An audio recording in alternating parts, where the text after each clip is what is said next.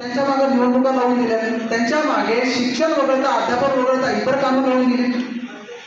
त्यामुळे काय झाले, सरकारी शाळेकडे दुर्लक्ष झाले, तिथली गुणवत्ता घसरायला लागली. पण प्रत्येकाने व्याजानं का होईना आपली मुलं इंग्रजी शाळेमध्ये टाकली पाहिजे. आणि इंग्रजी शाळेमध्ये शिक्षण मिळते हा खूप मोठा गैरसमज आहे.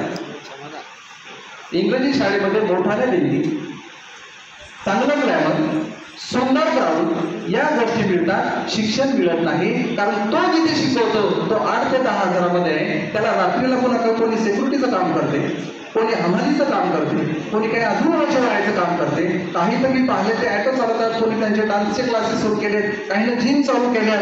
त्या लोकांना तिथं मिळत असलेल्या मानधनामध्ये तेवढं काम करणं शक्यच नाही. म्हणून ती लोक अध्यापन 100% करण्यासाठी असमर्थ ठरतात. म्हणून आपण कितीही मोठी फी दिली तरी इंग्रजी शाळेमध्ये आपल्याला शिक्षण दर्जेदार मिळू शकत नाही. आपल्याला दर्जेदार शिक्षण मिळेल ते मराठी गावच्या शाळेमध्ये. मराठी शाळेचा दर्जा आपल्याला सुधारावा लागेल आणि अध्यापन वगळता जी कामं शिक्षकावर लागलेली आहे ती बाजूला करावं लागतील. आणि त्यासाठी तुम्हाला आम्हाला मिळून प्रयत्न करावा लागेल. आणि सुप्रीम कोर्ट म्हणते की तुम्ही जर खाजगी शाळांमध्ये ऍडमिशन घेत असाल तर तुम्ही आरक्षण मधून बाद झाला.